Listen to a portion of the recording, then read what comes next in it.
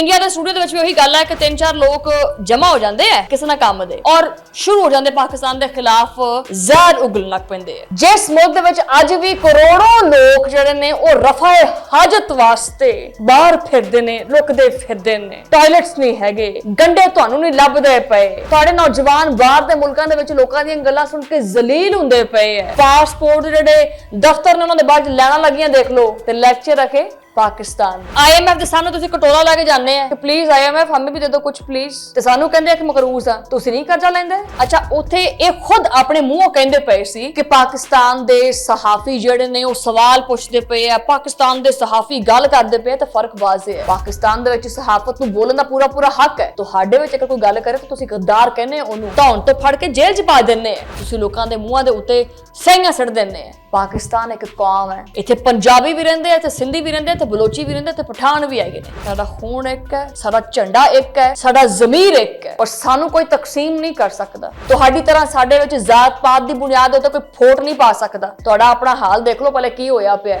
ਮਨੀਪੁਰ ਸੜ ਕੇ ਕੋਲਾ ਹੋ ਗਿਆ ਹੈ, ਖਾਲਿਸਤਾਨ ਦੀਆਂ ਆਵਾਜ਼ਾਂ ਉੱਠਦੀਆਂ ਪਈਆਂ ਨੇ, ਦਿਲਤਾਂ ਨੂੰ ਮੰਦਰ ਦੇ ਵਿੱਚ ਜਾਣ ਨਹੀਂ ਤੁਸੀਂ ਦਿੰਦੇ। ਸੋ ਲਿਹਾਜ਼ਾ ਇੱਕ ਵਾਰੀ ਫਿਰ ਕਹਾਂਗੇ ਕਿ ਇਹ ਜਿਹੜੇ ਤੁਸੀਂ ਤਿੰਨ ਬਾਲੇ ਹੋਏ ਨੇ ਨਾ ਆਪਣੇ, ਇਹਨਾਂ ਨੂੰ ਕੋਈ ਸਮਝਾਓ, ਇਹਨਾਂ ਦਾ ਸਕ੍ਰਿਪਟ ਚੇਂਜ ਕਰੋ।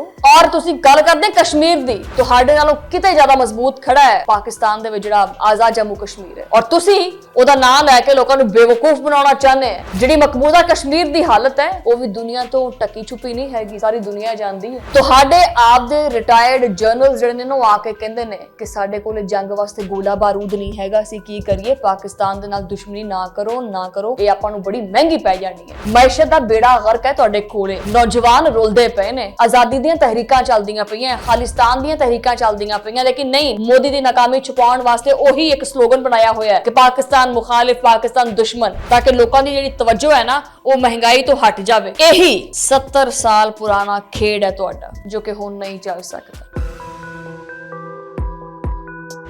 बिस्मिल्लाहिर्रहमानिर्रहीम, अस्सलाम वालेकुम। तुसीं देख रहे हैं 360 डिजिटल पंजाबी और मैं हाँ तुहाडे मेज़बान शुमाइला नियाज़।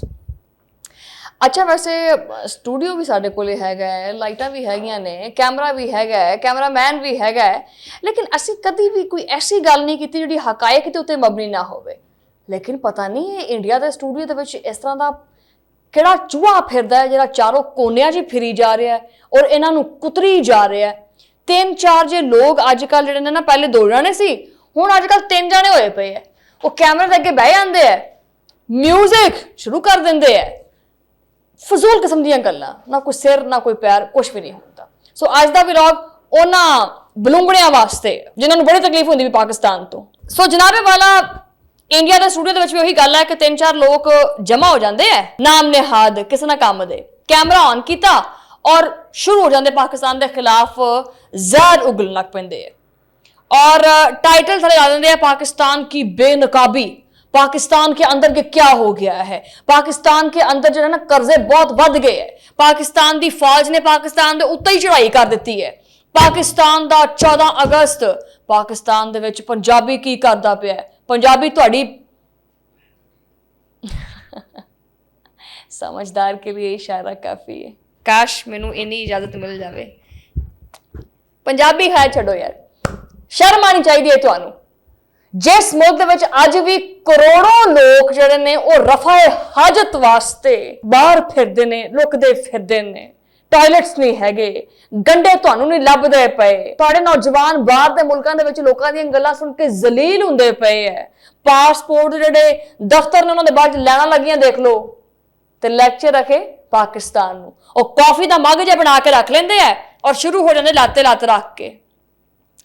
पाकिस्तान दे हथ लगे ने ना कि होर लवाने ने, डॉलर देखो थोड़ा कित्थे पहुंच गया है। IMF के सामने तुसीं कटोरा ला के जाने हैं कि प्लीज IMF हमें भी दे दो कुछ प्लीज, है ते सानू कहंदे कि मकरूज आ, तुसीं नहीं कर्जा लैंदे, तुसीं एटम बंब नहीं बनांदे, दसो ना। एडे तुसीं JF-17 दे नाल मंगे होए हैं, मंगनी करनी तुसीं JF-17 थंडर दे नाल। बहरहाल एक अहम चीज जिहड़ी डिस्कस हुंदी पई सी, तां मजाक दी गल सी, तो हट के मैं चीज कहनी है। अच्छा उत्थे ये खुद अपने मूंहों कहंदे पए सी कि पाकिस्तान दे सहाफी जिहड़े ने वो सवाल पुछदे पए आ, पाकिस्तान दे सहाफी गल करदे पए, तां फर्क वाज़िह है। पाकिस्तान दे विच सहाफत नूं बोलण दा पूरा हक है। पाकिस्तान दे विच सहाफी ਵਜ਼ੀਰ ਆਜ਼ਮ ਕੋਲੋਂ ਵੀ ਸਵਾਲ ਕਰ ਸਕਦਾ ਹੈ, ਜਰਨੈਲ ਕੋਲੋਂ ਵੀ ਕਰ ਸਕਦਾ ਹੈ, ਲੇਕਿਨ ਤੁਹਾਡੇ ਇਹ ਤਾਂ ਗੱਲ ਤੁਸੀਂ ਖੁਦ ਹੀ ਵਾਜ਼ਿਹ ਕਰ ਦਿੱਤੀ ਨਾ ਕਿ ਪਾਕਿਸਤਾਨ ਦੇ ਸਹਾਫੀ ਵੀ ਗੱਲਾਂ ਕਰਦੇ ਪਏ ਐ। ਤੁਹਾਡੇ ਵਿੱਚ ਅਗਰ ਕੋਈ ਗੱਲ ਕਰੇ ਤਾਂ ਤੁਸੀਂ ਗੱਦਾਰ ਕਹਿੰਦੇ ਉਹਨੂੰ ਔਰ ਚੱਕ ਕੇ ਧੌਣ ਤੋਂ ਫੜ ਕੇ ਜੇਲ੍ਹ 'ਚ ਪਾ ਦਿੰਦੇ ਆ। ਗੱਲ ਕੀ ਬੰਦਾ ਕਵੇ ਜਨਾਬ ਇਹਨਾਂ ਨੂੰ, ਤੁਸੀਂ ਲੋਕਾਂ ਦੇ ਮੂੰਹਾਂ ਦੇ ਉੱਤੇ ਸਹੀਆਂ ਸੜ ਦਿੰਦੇ ਆ। ਉਹ ਤੁਹਾਨੂੰ ਪਿਛਲੇ ਦਿਨ ਮੈਂ ਵੀਡੀਓ ਦੱਸੀ ਹੈ, ਉਹਦੇ ਵਿੱਚ ਤੁਸੀਂ ਕੀ ਕੀਤਾ, ਮਹਿੰਗਾਈ ਦੇ ਖਿਲਾਫ ਜੇ ਬੋਲਣ ਤਾਂ ਤੁਸੀਂ ਉਹਨਾਂ ਨੂੰ ਜੇਲ੍ਹਾਂ 'ਚ ਪਾ ਦਿੰਦੇ ਆ। ਪਹਿਲੇ ਨਾ ਆਪਣੇ ਗਿਰਬਾਨ 'ਚ ਆਪਦੇ ਕਾਰ 'ਚ ਝਾਂਕੋ, ਪਹਿਲੇ ਤੁਹਾਡੇ ਕਾਰ ਦੇ ਵਿੱਚ ਆਜ਼ਾਦੀ ਇਜ਼ਹਾਰੇ ਰਾਏ ਹੈਗੀ ਹੈ, ਜਮਹੂਰੀਅਤ ਹੈਗੀ ਹੈ। ਤੁਸੀਂ ਲੋਕਾਂ ਨੂੰ ਉੱਠ ਕੇ ਜਮਹੂਰੀਅਤ ਦਾ ਦਰਸ ਦਿੰਦੇ ਆ ਔਰ ਪਾਕਿਸਤਾਨ ਦੇ ਖਿਲਾਫ ਗੱਲ ਕਰਦੇ ਆ। ਤੀਜੀ ਗੱਲ ਕੀਤੀ ਗਈ ਕਿ ਪਾਕਿਸਤਾਨ ਦੇ ਯੌਮ ਆਜ਼ਾਦੀ ਦੇ ਉੱਤੇ 14 ਅਗਸਤ ਨੂੰ ਪੂਰਾ ਪਾਕਿਸਤਾਨ ਸਬਜ਼ ਹਿਲਾਲੀ ਪਰਚਮ ਨਾਲ ਭਰਿਆ ਹੋਇਆ ਸੀ। 25 ਕਰੋੜ ਆਵਾਮ ਸੜਕਾਂ ਦੇ ਉੱਤੇ ਸੀ। ਸਾਰੀ ਦੁਨੀਆ ਇੰਜੋਏ ਕਰਦੀ ਪਈ ਹੈ, ਜਸ਼ਨ ਆਜ਼ਾਦੀ ਮਨਾਉਂਦੀ ਪਈ ਹੈ, ਲੇਕਿਨ ਤੁਹਾਡੇ ਢਿੱਡ ਦੇ ਵਿੱਚ ਮਰੋੜ ਉਠੀ ਜਾ ਰਹੇ ਨੇ। उस्मान वो फकी किधर है यार, वो इंडिया को भिजवाओ जरा, जल्दी जल्दी जल्दी भिजवाओ। उन्होंने फकी की बड़ी जरूरत पै गई है इंडिया नूं। वाहवां विच जड़ी बूटियां कुटियां होईयां ने, टेंशन ना लो, तुहाडे ढिड दीयां सारियां दर्दां जिन्ने भी तुहाडे ढिड दे विच कीड़े ने ना जिहड़े तुहानूं बार-बार वड्डदे आ, उन्हां दा खात्मा हो जाएगा। और तुसीं गल करदे कश्मीर दी, तुहाडे नालों किते ज्यादा मजबूत खड़ा है पाकिस्तान दे विच जिहड़ा आजाद जम्मू कश्मीर है। और तुसीं ओहदा नाम लैके लोकां नूं बेवकूफ बनाउणा चाहते हैं। जिहड़ी मकबूजा कश्मीर दी हालत है वो भी दुनिया तो टकी छुपी नहीं हैगी, सारी दुनिया जानदी है।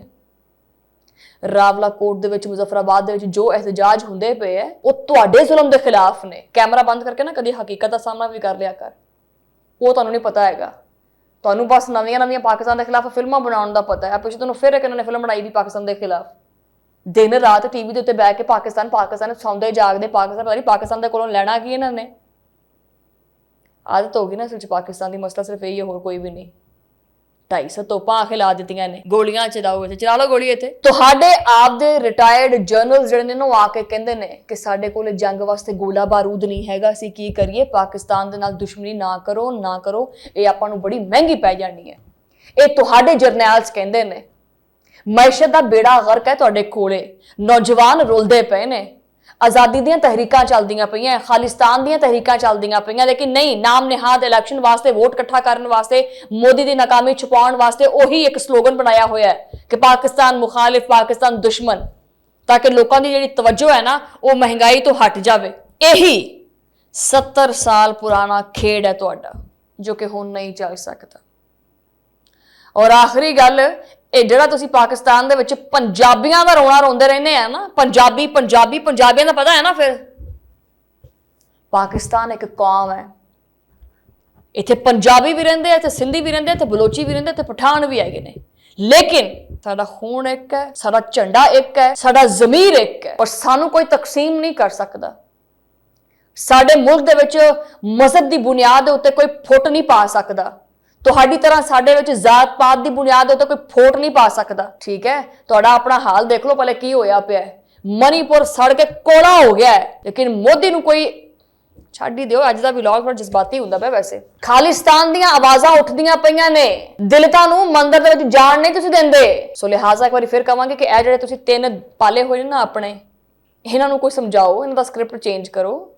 ਪਾਕਿਸਤਾਨ 1947 ਤੋਂ ਹੈਗਾ, याद रखना, और क़यामत तक रहेगा इंशाअल्लाह। साडे कोले ईमान है, साडे कोले फौज है, और साडे कोले 25 करोड़ लोकां दियां दुआवां है जिहड़ियां तुहाडीआं चीकां कढांदे रहणगे। अज दा व्लॉग खत्म करदे, तुहाडा मुलाकात होएगी अगले व्लॉग दे विच। उदों लई अल्लाह निगहबान।